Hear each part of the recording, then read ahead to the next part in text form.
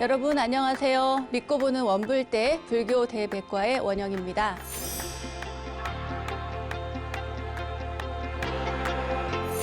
방금 제가 인사 올린 이 합장은 불교의 예법이죠. 이 합장은 외면적으로는 자신의 마음을 낮추는 하심의 뜻이 담겨 있는데요. 자신을 겸양하면서 상대의 인격을 존중하는 마음의 표시입니다.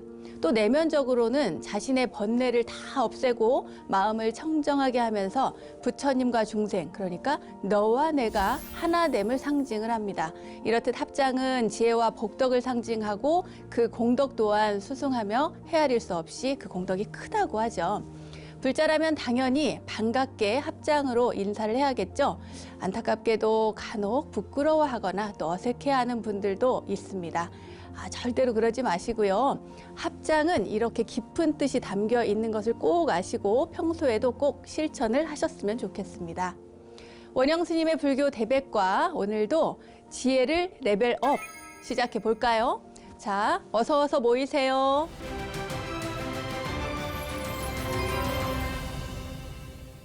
원영 스님의 불교 대백과 첫 순서는 알고 보면 약이 되는 수많은 불교의 이야기들과 불교 지식을 내 안에 원영 스님의 불교 대백과 지식인 시간입니다.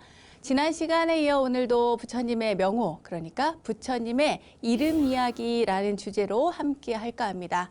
부처님의 명호는 정말 헤아릴 수 없이 많은 이름들이 있지요. 왜 그럴까요? 아마 지난 편을 보셨다면 이해가 되실 텐데 부처님께서는 다양한 모습으로 우리 중생들 곁에 계시기 때문입니다.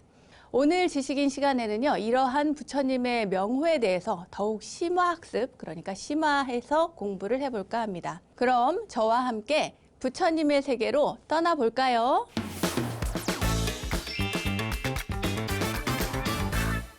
지난 시간에 공부한 삼신불, 법신불, 보신불, 화신불, 이 삼신불을 여러분 먼저 떠올려 보시기 바랍니다. 먼저 영원 불변의 진리를 몸으로 삼고 있는 분, 그분을 누구라고 하죠? 네, 맞습니다. 법신불이라고 합니다. 그리고 보살의 몸으로 서원과 수행을 완성시켜서 부처를 이루고 부처의 세계를 이루신 분, 그분을 바로 보신불이라고 합니다. 그리고 중생을 교화하기 위해서 여러 가지 형상으로 변하는, 그래서 나타내는 그런 분을 화신불이라고 하죠.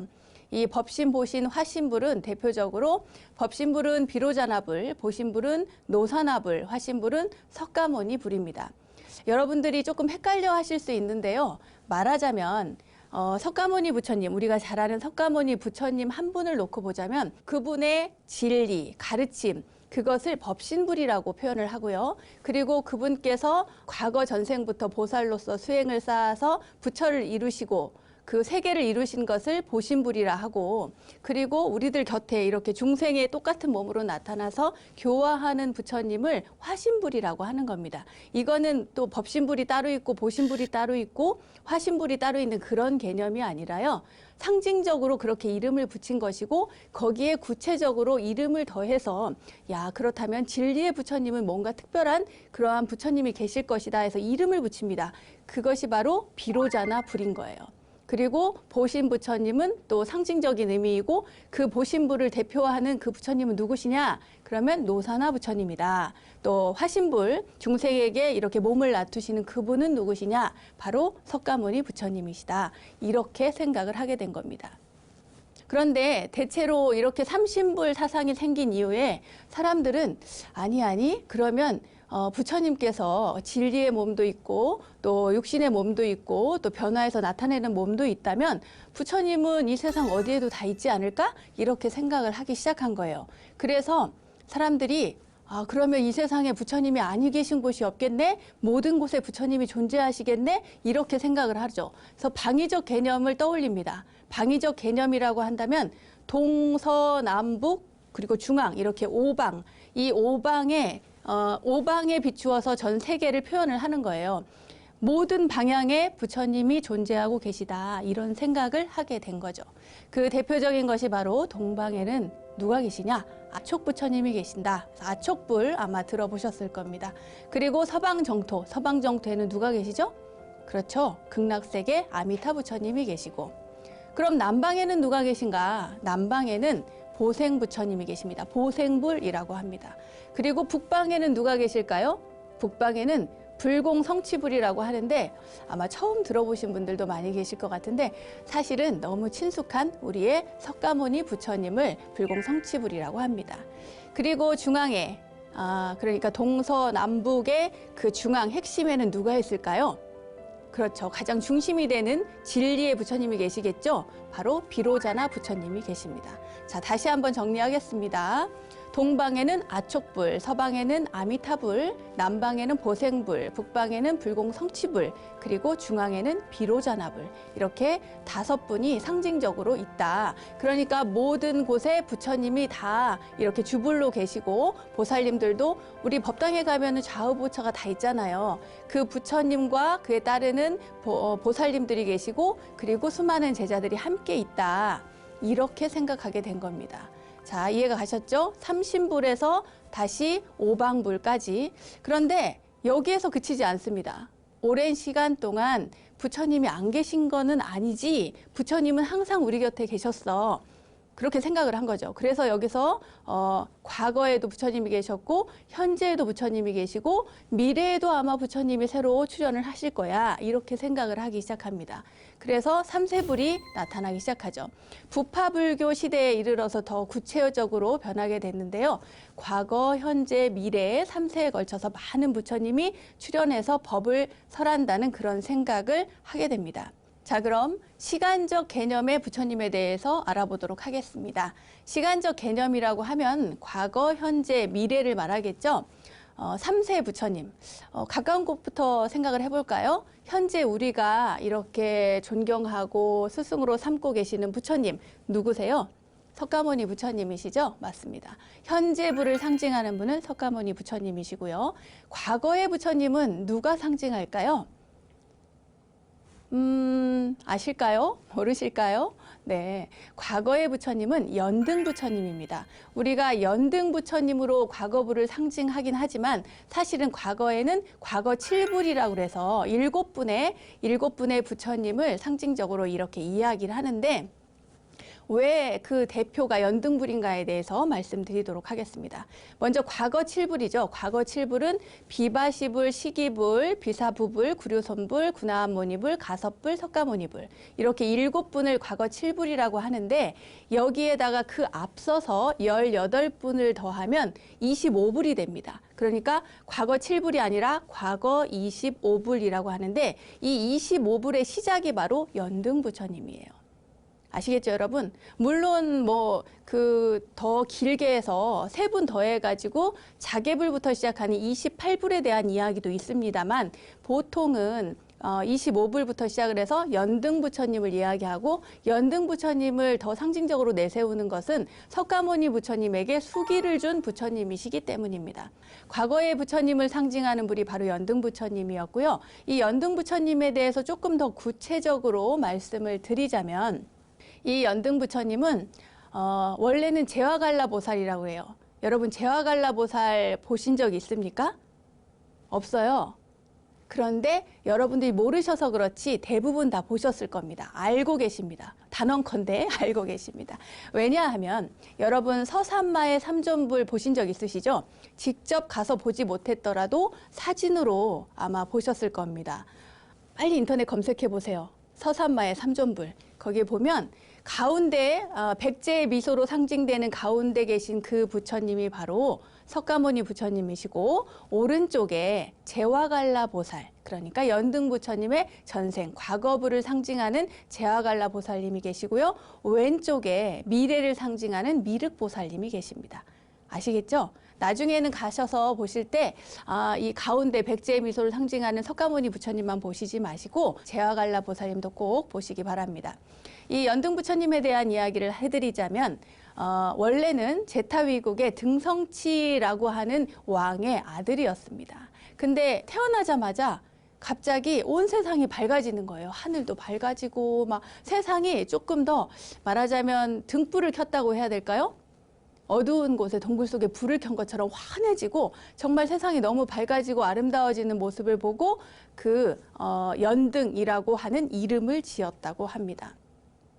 이 아버지 등성치왕은요, 사실 이 아들을 엄청 사랑을 했는데 일찍 돌아가시게 돼요. 그래서 이 아들을 이제 왕으로 앉히고 자기는 죽으려고 했는데 이 왕위를 이 연등 부처님이, 그때는 연등 태자겠죠. 연등 태자가 받기를 거부합니다.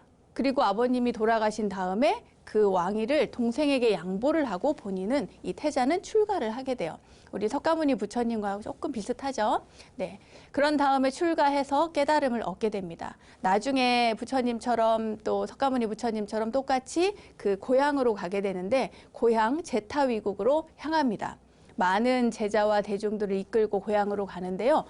이때 제타위국 사람들이 그 소문을 듣고 오해를 하기 시작해요. 뭐라고 오해를 하냐면 그 연등 왕자가 부처를 이루었다고 하긴 하는데 분명 이 나라에 와서 왕위를 빼앗으려고 한다. 나라를 분명 뺏어갈 것이다. 이렇게 오해를 합니다. 헛소문이 난 거죠.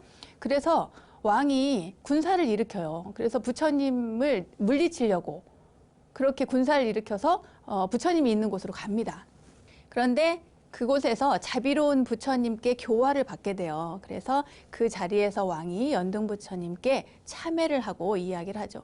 제가 성품이 고루하고 둔해서 나쁜 뜻으로 부처님께 공격을 하려고 했습니다. 어리석은 저의 잘못을 부디 용서해 주십시오. 지금은 저희가 공양을 준비를 못했으니까 좀 계셨다가 7일 후에 오시면 다양한 공양물을 마련해서 지극정성으로 부처님을 모시겠습니다. 이렇게 이야기를 하는 거예요. 그래서 연등 부처님께서 알겠다 하고 7일을 기다렸다가 7일 후에 그 나라에 갑니다. 그러니까 이 7일 동안 그 제타위국 난리가 난 거예요. 막 온 나라가 축제 분위기고 또 뭐 부처님께 공양 올릴 것을 서로 준비하고 막 난리죠. 그때 왕과 귀족들이 다 이제 부처님께 공양 올릴 준비를 하면서, 옛날에는 뭐 지금도 그렇지만 축제에는 꽃이 빠질 수가 없죠. 꽃비가 흩날리고 막 이래야 되는데 전국에 있는 그 꽃들을 다 모읍니다. 모아가지고 부처님께 공양 올릴 것을 준비를 하죠. 그리고는 명령을 내려요. 꽃을 거래하지 마라. 모든 꽃을 다 성안으로 드리고, 그리고 꽃을 사거나 팔거나 이런 것들을 일체 거래를 중지시켜요. 그 누구도 부처님 이외에 다른 이에게 꽃을 공양할 수 없게 하는 거죠. 그런데 이상한 거예요. 어느 날 여러분들 아마 선해보살이라고 들으셨을 겁니다. 예, 이름이 다양한데요. 무구강 동자라고도 하고 수메다 청년이라고도 하고 경전마다 조금씩 다르지만 같은 이름입니다. 말하자면 석가모니 부처님의 전생으로 보시면 되겠습니다. 오늘 저희는 수메다라는 이름을 사용하겠습니다. 수메다라고 하는 청년이 부처님이 오신다는 얘기를 듣고 꽃공양을 올리려고 해요. 그런데 아무리 찾아도 꽃을 파는 데가 없는 겁니다. 그런데 지나가다가 보니까 어떤 여인이 꽃을 가지고 가요. 그래서 그 꽃을 나에게 좀 팔으라고 합니다. 그랬더니 안 된다고. 나라의 국법으로 매매를 할 수 없게 해놨기 때문에 사고 팔 수 없어서 줄 수가 없다 그래요. 아무리 뭐 금은보화를 갖다 줘도 이것은 팔 수가 없다고 하죠. 그때 그 여인에게 꽃이 7송이가 있었는데 이 청년에게, 수메다 청년에게, 이 여인의 이름은 곱비라는 여인입니다. 이 곱비라는 여인이 왜 꽃이 필요하냐 이러니까 부처님께 공양을 올리고 그 공덕으로 나중에 수많은 중생을 제도하는 부처를 이루고자 함입니다. 이렇게 이야기를 하니까 그 말에, 그 큰 뜻에 감동을 받습니다. 감화를 받아서 이 꽃을 주려고 해요. 그런데 조건이 있어요. 그 조건이 뭐냐면요. 다음 생에 다시 태어나면 저와 혼인을 해주십시오. 그러니까 저를 아내로 맞아주십시오. 이렇게 그 부탁을 한 거예요. 그런데 이 수메다 청년이 가만히 쳐다보니까 이 여인이 전생에도 그 전생에도 자기의 아내였던 겁니다. 그래서 약속을 하죠. 다음 생에도 그 아내로 삼을 것을 약속합니다 하고 그 5송이를 받습니다. 5송이를 받고 그러고 나니까 이 곱비라는 여인이 자기 것도 이것은 돈을 받지 않을 테니 자기 것도 공양을 올려주십시오 하고 2송이를 더해서 7송이를 이 수메다가, 그러니까 무구광 동자라고 하는 이분, 선해보살이라고 하는 이분이 부처님께, 연등 부처님께 공양을 올립니다. 뿐만 아니라 그 진흙밭이었을 때 자기의 머리카락을 풀고 엎드려서 그 진흙 위를 부처님께서 걸어가게 했다는 그런 이야기도 전해져 내려오죠. 그래서 연등 부처님께서는 훗날 너는 훗날 석가모니가 되어서 부처를 이루어서 수많은 중생들을 제도할 것이다. 이렇게 수기를 내리셨다고 합니다. 이분이 바로 과거부를 상징하는 연등 부처님입니다. 자, 두 번째 먼저 시작을 했죠. 아까 석가모니 부처님 현재부를 상징하는 분이라고 했습니다. 저희가 석가모니 부처님에 대해서는 1편에서 아주 자세히 말씀을 드렸기 때문에 여기서는 간단하게만 말씀드리도록 하겠습니다. 석가모니의 석가, 그러니까 석가족, 원어로는 삭갸족이라고 하죠. 발음이 어렵습니다. 삭갸족, 삭갸족의 성자라고 하는 의미입니다. 거기에다가 부처 불자를 써서 석가모니불, 그러니까 샥가모니 붓다라고 이해를 하시면 되겠습니다. 지혜로우니 깨달으니 뭐 이런 의미도 가지고 있고, 원래는 뭐 네팔 왕족의 태자, 석가족의 태자로 태어나서 29살에 출가를 하고 35살에 깨달음을 얻으시고 45년 동안 교화 활동을 하고 80세에 인멸하셨다. 뭐 이런 정도는 뭐 머릿속에 불자라면 다 담고 계시면 좋을 것 같습니다. 어디에 가면은 우리가 볼 수 있냐? 모든 절에 간다고 다 석가모니 부처님이 계시지는 않습니다.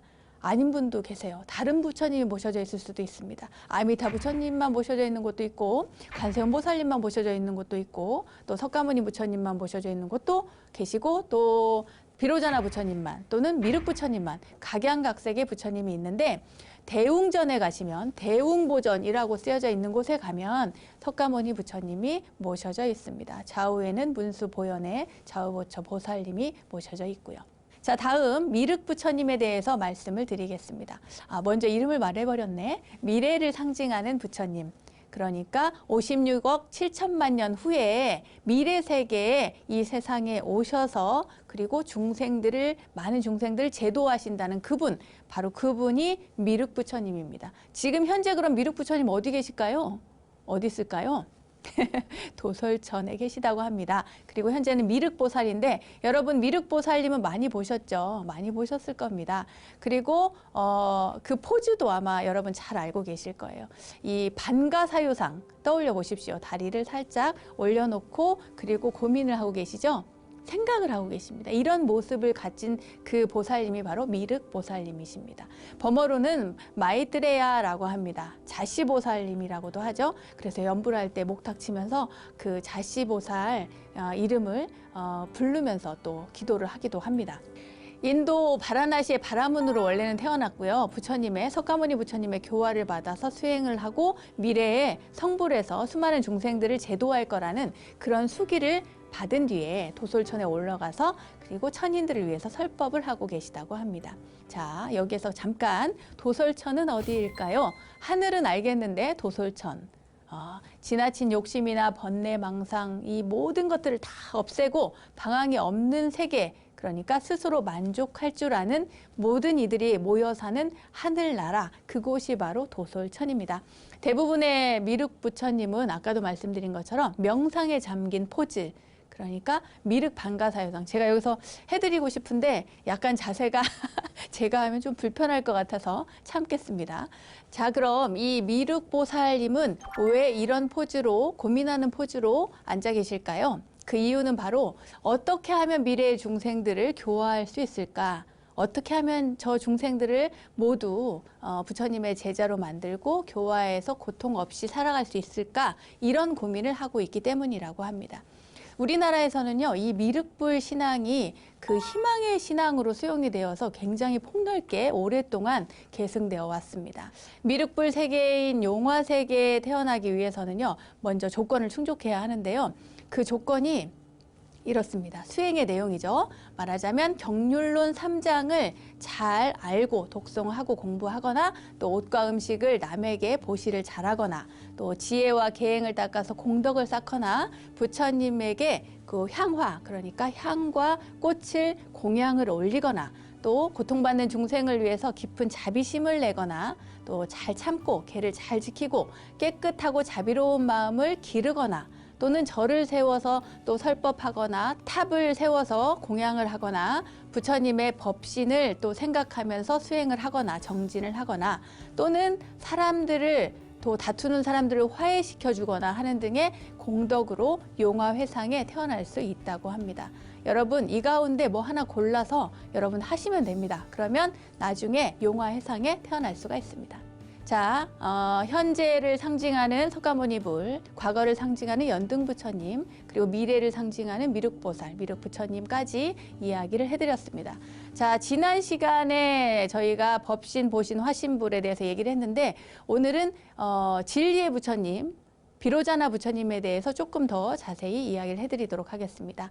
영원 불변의 진리를 몸으로 삼고 있는 이 부처님, 비로자나 부처님은 보통 사람의 육안으로는 볼 수 없는 광명의 부처라고 되어 있어요. 그러니까 말 그대로 광명입니다. 범어로 바이로차나. 여러분 광명진언할 때 오 마모카 바이로차나 하면서 하잖아요. 그 바이로차나가 바로 광명, 광명불, 비로자나불이라는 뜻입니다.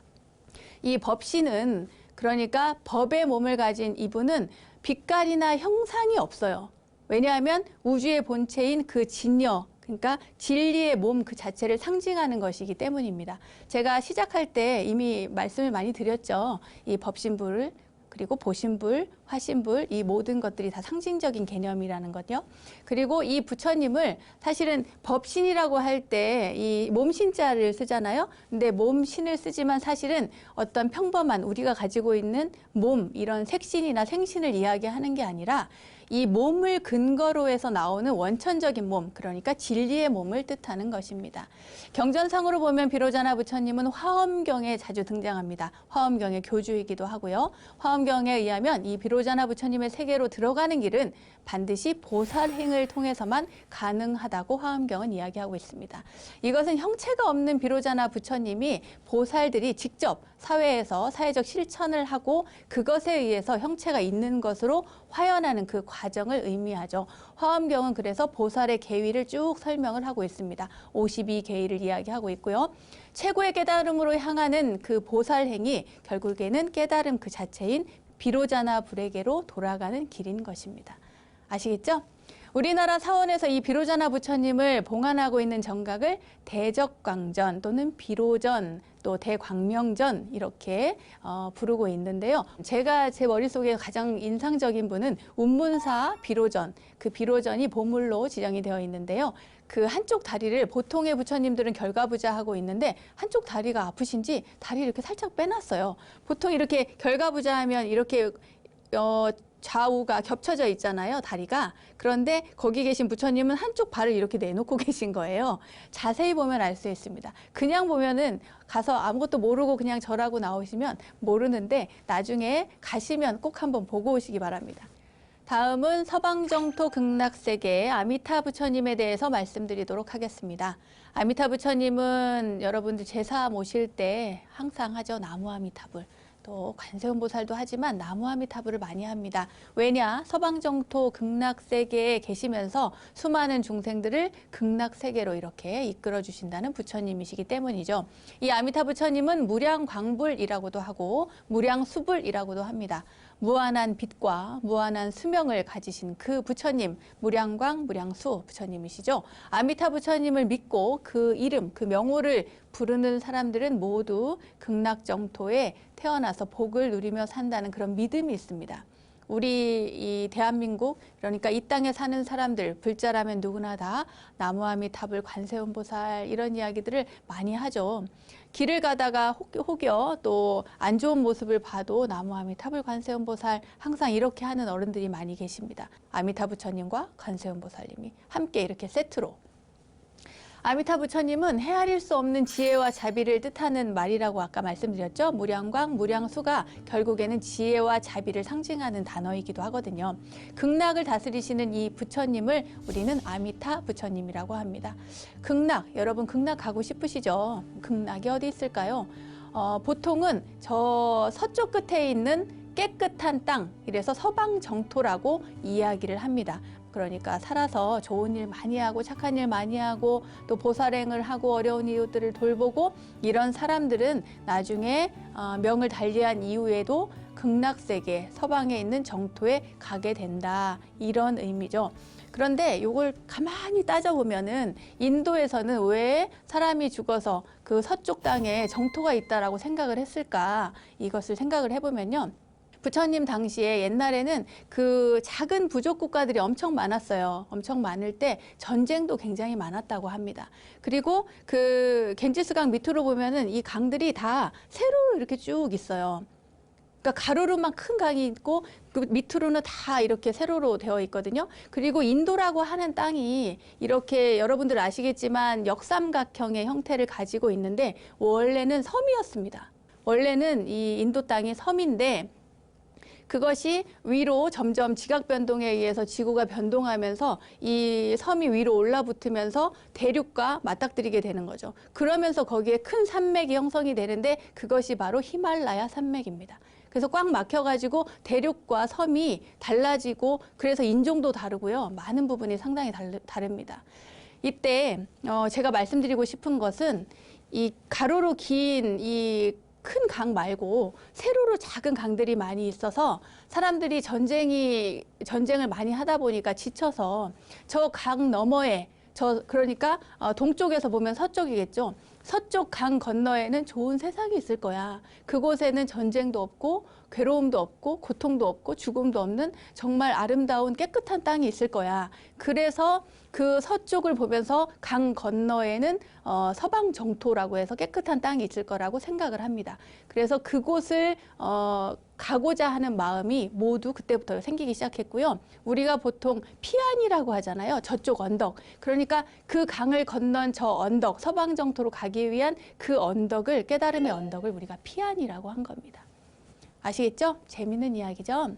어쨌거나 다시 돌아와서 경전에 의하면 아미타 부처님은 오랜 옛적에 세자제왕불의 가마를 받은 법장비구가 세상에서 가장 훌륭한 이상세계를 실현할 것을 서원하면서 48가지, 전에도 한번 말씀드렸을 겁니다. 48가지 그 원대한, 위대한 그런 원력을, 소원을 세운 다음에 이를 미루어서 나중에 다 이루어서 아미타 부처님이 되고 그리고 아미타 부처님의 세계, 서방 정토, 극락 세계를 만들었다고 합니다. 그래서 누구나 다 나무아미타불을 치극정성으로 지송하면 극락 세계에 왕생을 하고 또 깨달음으로 인도한다고 하죠.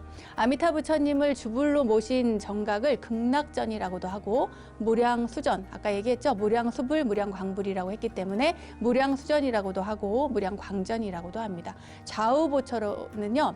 관음세지, 그러니까 관세음보살님과 대세지보살님을 좌우보처로 하고 있습니다. 네, 지금까지 많은 부처님에 대해서 말씀을 드렸는데요. 다시 한번 정리를 해보도록 하겠습니다. 이 프로그램을 시작하면서 제가 지난 시간에 이어서 말씀을 드렸죠. 먼저 삼신불에 대해서 말씀을 드렸습니다. 법신, 보신, 화신불의 삼신불. 그리고 이어서 부처님께서는 이 세상 어느 곳에든 존재한다. 아니 계신 곳이 없다라고 하는 개념에서 오방을 얘기했죠. 오방에 계신 부처님 5군데. 동서남북 중앙에 부처님을 이야기를 해드렸고요.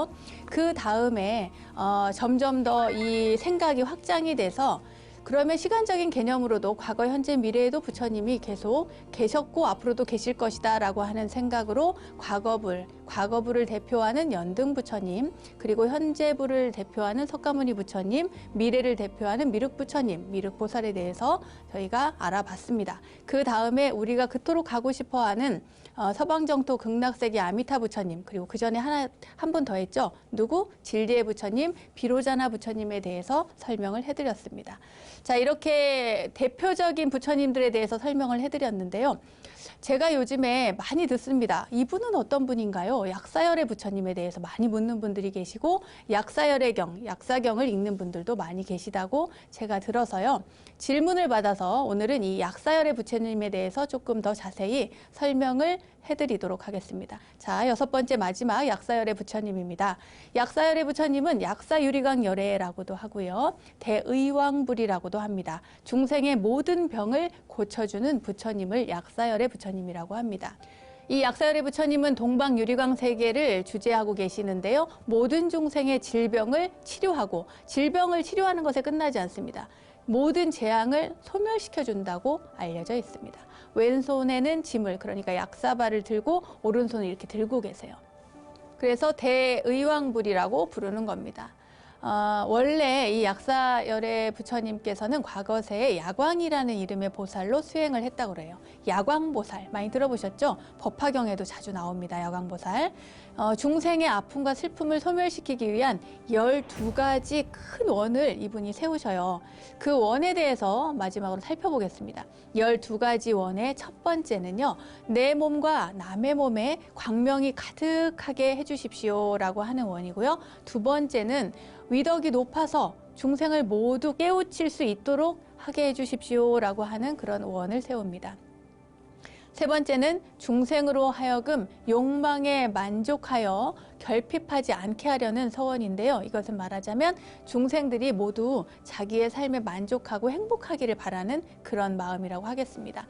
네 번째는 중생으로 하여금 대승불교, 그러니까 대승, 큰 마음의 그릇, 그러니까 누구나 다 부처를 이룰 수 있다고 하는 그 가르침 안으로 들어오게 해주십시오라고 하는 원을 세우고요. 다섯 번째는 일체 중생으로 하여금 깨끗한 업을 지어서 삼치정계를 갖추게 하려는 원입니다. 말하자면 삼치정계라고 하면 유리계, 선법계, 중생계 이 세 가지를 이야기를 하는데요. 유리계라고 하는 것은 나에게 주어진 모든 계율을 잘 지키는 것이고, 선법계는 뭐 절을 하거나 독경을 하거나 이렇게 여러분들 지금 제 강의를 듣고 있잖아요. 이렇게 불교 공부를 하거나 이 모든 것들을 선법계라고 합니다. 수행을 잘 해나가는 거죠. 그리고 마지막 중생계, 이 중생계는 모든 중생을 도와주고 제도하고 이끌어주고 보살펴주는 그 마음, 그것이 바로 삼치정계입니다. 유리계, 선법계, 중생계 이렇게 이해를 하시면 되겠습니다. 보통은 이 앞에 섭자를 붙여서 섭유리계, 섭중생계 뭐 이런 식으로 표현을 하기도 하고요. 또 예를 들어서 그냥 유리계는 유리계인데 마지막 중생계는 요익중생계 이렇게 또 표현된 경전도 있습니다. 경전마다 조금씩 달라요. 자, 여섯 번째 넘어가겠습니다. 일체의 장애로 하여금 모든 기관을 완전하게 하려는 원, 그러니까 장애가 없도록 하게 해주십시오 하는 그런 원이고요. 일곱 번째는 몸과 마음이 안락해서 무상보리를 증득하게 하려는 원입니다. 그러니까 깨달음을 얻게 해주십시오. 모든 중생이 다, 그리고 저도 그렇고 모두가 함께 무상보리를 증득하게 해주십시오라고 하는 원이고요. 여덟 번째는 일체의 모든 여인으로 하여금 모두 남자가 되게 하려는 원입니다. 이거 좀 납득이 안 되는데 아무튼 일체 여인으로 하여금, 그 남성 성불, 여성 성불 이런 이야기 있잖아요. 그러니까 여인의 몸으로 성불하지 않고 남자의 몸으로 바뀌어서 그 이후에 성불하게 하려는 그런 원인데, 어쨌거나 이런 이야기가 있습니다. 그 다음에 아홉 번째입니다. 천마외도, 나쁜 소견을 없애고, 그러니까 마구니 같은 그런 생각을 하지 않고 부처님의 바른 지견으로 살아가게 해주십시오. 모든 중생에게도 그렇게 교화할 수 있게 해주십시오라고 하는 원입니다. 열 번째, 나쁜 왕이나 강도 등의 고난으로부터 일체 중생을 구제하려는 원입니다. 한 나라의 왕이나 귀족이나 이런 사람들이 잘못 선출이 되면 백성들이 고달퍼지고 힘들어지잖아요. 그렇지 않게 모든 중생들, 설령 그런 사람들이 뽑혔다 하더라도, 왕이 되었다 하더라도 일체 중생을 모두 구원할 수 있게 해주십시오라고 하는 그런 원이고요. 11번째는 일체 중생의 기가를 면하게 하고 배부르게 하려는 원입니다. 배고픈 사람 없게 해주십시오. 굶주리는 사람 없게 해주십시오. 괴로워서 길거리에서 죽는 사람 없게 해주십시오. 이런 원을 갖게 하는 것이고요. 12번째, 이게 가장 중요합니다. 가난해서 옷이 없는 사람에게 옷을 입게 해주는 원입니다. 이것은 뭐냐면요, 배고픈 이에게 밥을 주고 가난한 이에게 옷을 주고, 그러니까 최소한의 기본적인 생활을 유지할 수 있는 그런 원을 세우는 겁니다. 뿐만 아니라 이 안에는 이게 가난하고 괴롭고 그러면은 그 병이 들어도 치료를 받을 수가 없잖아요. 옷도 못 입는데 먹지도 못하는데 무슨 약을 먹겠어요. 그런 사람들을 모두 보살필 수 있는 그런 원을 세운 겁니다. 이것이 약사열애 부처님께서 세운 약사 12대원이라고 하고요. 이 야광보살이, 그러니까 약사열애불이 야광보살일 때 세운 이 12대원 그 공덕으로 나중에 약사열애불, 이런 부처님을 이루고 한량없는 중생의 고통을 없애주는 부처님이 되셨다고 합니다. 자, 이 12대원 속에는 약사열애가 단순히 중생의 병고를 구제하는 일에 그치지 않고 의복이나 음식 등 뭐 이런 의식주 전반에 관한 그 모든 것들을 다 구제해 주는 것뿐만 아니라 사도나 외도에 빠진 사람들, 잘못된 사람들, 파괴한 사람들, 또 뭐 나쁜 짓 해서 걸린 사람들, 범법자들, 이런 사람들까지 모두 다 구제하고자 하는 그런 원력을 가지고 있다는 것, 그것을 알 수가 있습니다. 이 약사열의 부처님을 모신 정각을 약사전이라고 하고 또 야광전, 약광전이라고도 합니다. 여기까지 약사열의 부처님까지 여러분들께 말씀드렸습니다.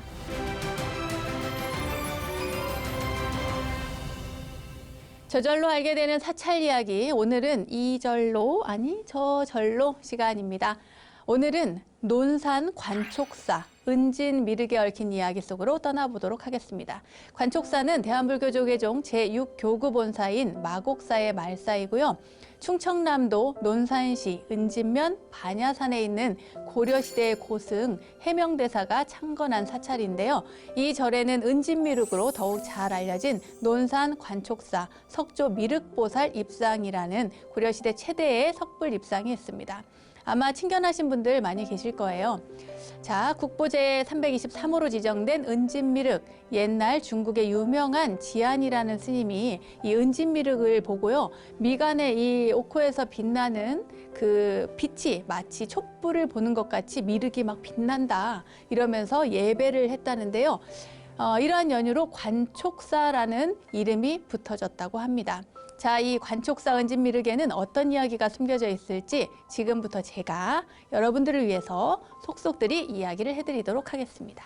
고려 제4대 광종 19년입니다. 968년이에요. 굉장히 오래전이죠. 충청남도 논산군 은진면 반야산 기슭에 그 사제촌이라는 곳이 있었는데, 여기에 사는 두 여인이 하루는 고사리를 꺾으러 산에 갔어요. 고사리 꺾으러 갔는데 어딘가에서 아기 울음소리가 자꾸 들리는 겁니다.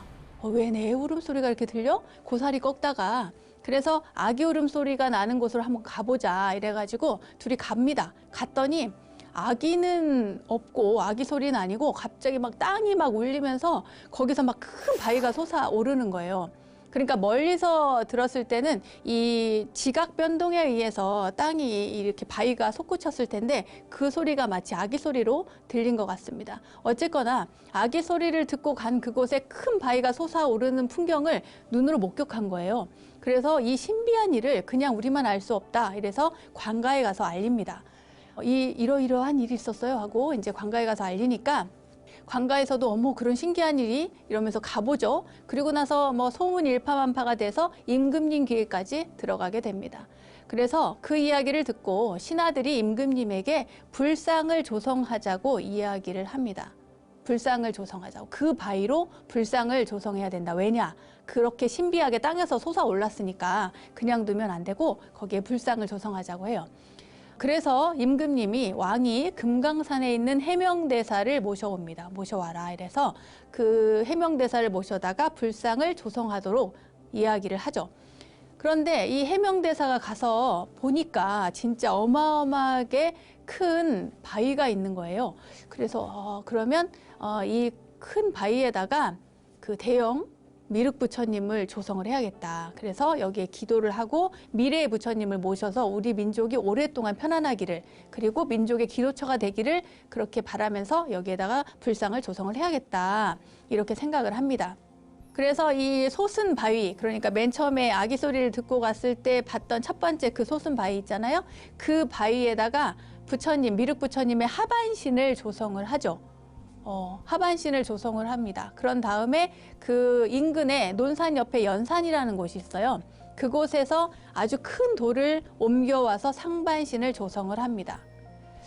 여기서 재밌는 이야기가요. 미륵 부처님, 그러니까 관촉사 부처님을 보신 분들은 알겠지만 재밌는 게 하반신을 조성을 하기는 했대. 부처님의 발이 없습니다. 가서 보시면 알겠지만. 이게요, 저도 들은 얘기인데 이 불상을 연구하시는 분에게 예전에 들은 적이 있습니다. 뭐냐면 이 땅에서 솟구친 그 돌을 그대로 유지를 하면서 무엇을 얘기하냐면 미륵 부처님이니까 미래의 부처님이 지금 현재 이 땅에 오고 계시다. ing, 오고 있는 중을 얘기하기 위해서 이 밑에 발은 지금 현재 땅속에 있는 거예요. 아직 오고 계시는 중이라는 것을 상징적으로 나타내기 위해서 그렇게 했다는 이야기를 하더군요. 재밌죠, 여러분? 저도 재밌게 봤습니다. 재밌게 또 듣기도 했고 어쨌거나 이렇게 해서 하반신에 발이 없는 하반신 미륵부처님을 조성을 하고 그 다음에 상반신 큰 돌 2덩이를 옮겨와서 그 가슴 부위를 만들고 그 다음에 불두 머리를 만들고 이렇게 갖가지 씌워져 있잖아요. 문제는 너무 크게 만들다 보니까 이 상반신의 이 불상을 어떻게 이 하반신 위에 올려놓을지 너무 고민이 되는 거예요. 옮겨놓을 재간이 없습니다. 지금처럼 뭐 기계가 있는 것도 아니고 고려시대니까요.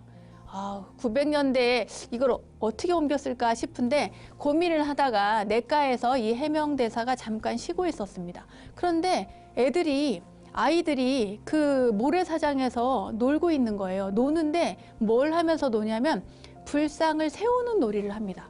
모래를 막 쌓아가지고 불상을 세우는 그런 놀이를 하는 거예요. 가만히 들여다보니까 평지에다가 불상을 세우고 그 주위를 모래로 이렇게 경사지게 모래를 가득 채웁니다. 그런 다음에 밑에서 그 가슴 부분, 그러니까 상반신을 굴려가지고 그 모래 위에 올린 다음에 다시 굴려서 그 하반신 위에 그 상반신을 앉히는 신기하다. 바로 저거다. 이렇게 생각을 하고 얼른 쫓아갑니다. 딱 알아냈으니까요. 그래서 가서 작업을 지시하죠. 어떻게 하라? 모래를 먼저 쌓아라. 모래를 경사지게 쌓아서 그 다음에 올리면 된다. 이렇게 지시를 하고 그 아이들이 너무 신통한 거예요. 그래서 그 냇가로 다시 옵니다. 아이들에게. 그런데 아이들이 없죠. 누굴까요? 참, 그건 여러분이 생각해 보십시오. 어쨌거나 그렇게 작업을 해서 무려 37년 만에 높이가 18m가 넘는 그런 은진미륵을 봉안하게 됩니다. 위에서 이렇게 올리게 되죠. 그 이후에 은진미륵이 봉안된 이후에 북쪽에서 외세 침입이 있었습니다. 그때 압록강에서 웬 가사를 입고 삿갓을 쓴 한 스님이 나타나서 외세를 강 쪽으로 막 유인을 하는 거예요.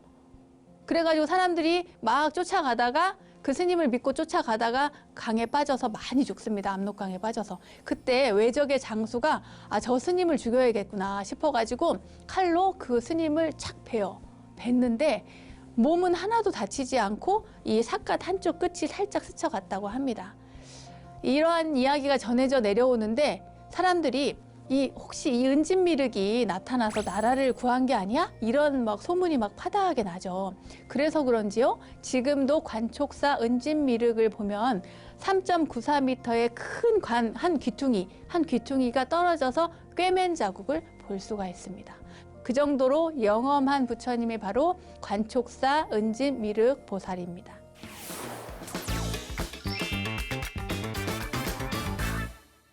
원영스님의 불교 대백과 오늘도 즐거운 시간 되셨나요? 세상의 모든 불교의 이야기들을 모아서 전해드리고 있는 원영스님의 불교 대백과 오늘은 부처님의 명호와 논산 관촉사 은진미륵 보살의 이야기, 은진미륵 부처님의 전설까지 전해드렸습니다. 흥미로운 이야기와 불법의 향기가 가득한 시간 원불대, 오늘은 여기까지입니다. 다음 원불대 이야기들도 여러분 기대해 주시고요. 저는 여기서 인사드리도록 하겠습니다. 믿음직한 원불대, 믿고 보는 원불대, 다음 시간도 잊지 마세요. 감사합니다.